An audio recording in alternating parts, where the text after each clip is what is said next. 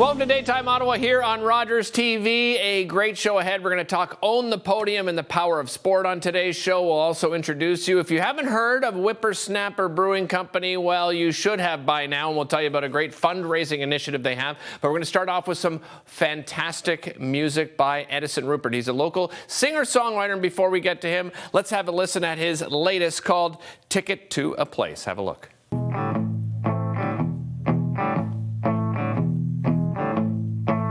I've got a ticket to a place that nobody knows.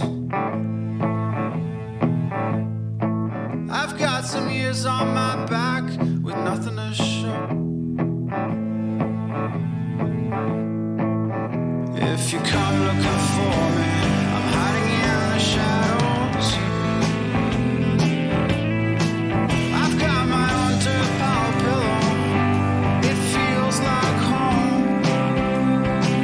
There's nowhere to go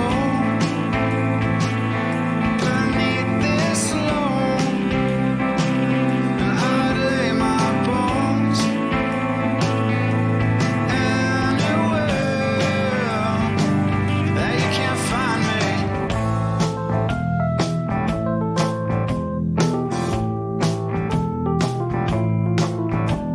I picked up a ragged man from lying in the street. He said, it's my day to go, son, can't you see?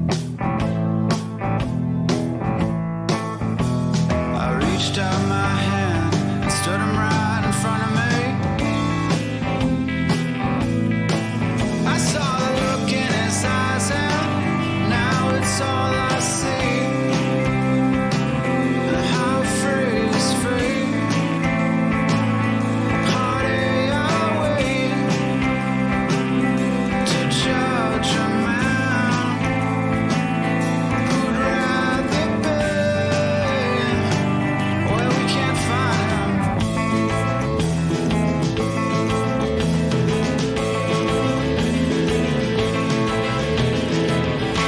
The song is Ticket to a Place. The singer-songwriter is Edison Rupert, and he joins us on the show right now. Edison, welcome to the show. My first question, obviously coming out of that fantastic song, which I encourage everyone to go have a look at on YouTube, is the inspiration behind the song, because this is something that inspired you from a story from about 15 years ago, isn't it? Yeah. Basically, I started writing this song and realized after a lot of times it kind of just comes to you and you figure out what it was after the fact. Right. And I wrote this song and realized it was completely about this one experience I had a lifetime ago, where a guy was laying in the middle of the street. A homeless man was just lying in the middle of the street with traffic stopped in front of him. And I just went over and like picked him up, walked him to the sidewalk. And he just was looking for like help and just somebody to care about him a bit for a second. And people get desensitized a lot to the homeless people in Ottawa, and he just wanted someone to show some empathy. Yeah, and that crisis has just gotten worse during the pandemic as well. I'm sure you've seen it with your own eyes as well, Edison. We and it's your story in that video is in the Byward Market, but we're seeing it all over the city, aren't we? Absolutely, yeah. It doesn't seem to be getting any better from what I see. Yeah.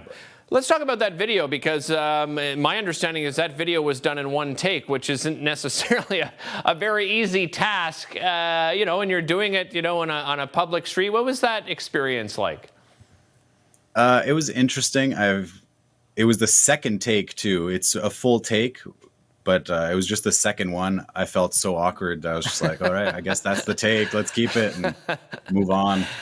I was commenting off camera on your background there. Tell me about your studio at home. It's taken a long time to put together, so you must do everything, right? Not only do you write and create all of the music and perform it, you're also engineering and editing it, right?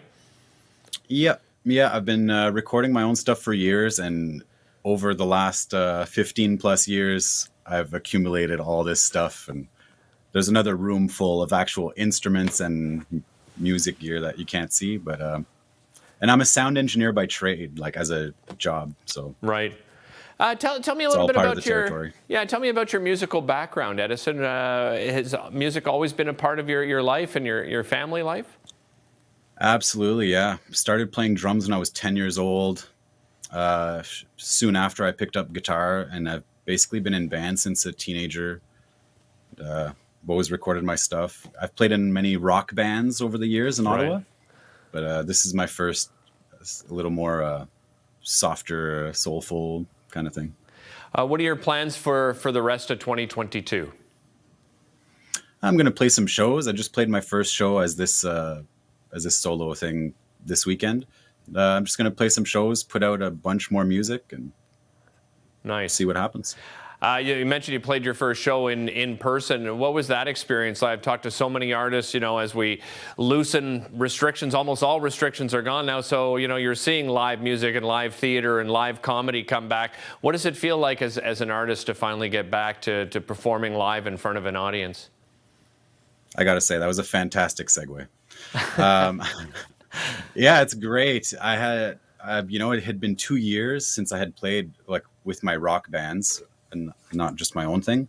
But that's the longest I hadn't been on stage in 18 years. Is the pandemic, so it was really nice to get back up there. Yeah. Even if it was just myself playing some different songs this time, it was great. Well, there's something It's nice special that about stuff is opening up. Yeah, I was going to say something special about artists connecting with an audience. It's one thing to be doing the virtual streaming that we've seen so many artists do, but it's another to be in person. There's just something magical that happens when you're sitting across from other people. Edison, thanks so much for joining us. Really appreciate it. And we brought up Edison's website there during the segment, so please have a look at his website. Check out his YouTube channel as well to find out more. We'll be back with more Daytime Ottawa right after this.